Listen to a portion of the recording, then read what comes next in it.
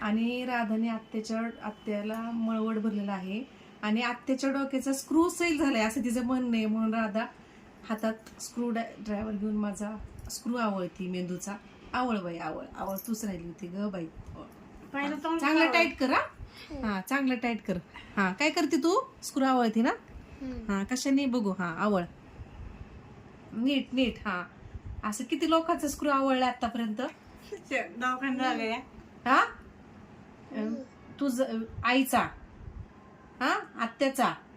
आता माझा झाल्यावर कुणाचा नंबर आहे बाई स्क्रू आवळायचा? आजीचा. ह्या आपल्या समोर बसलेल्या आजीचा.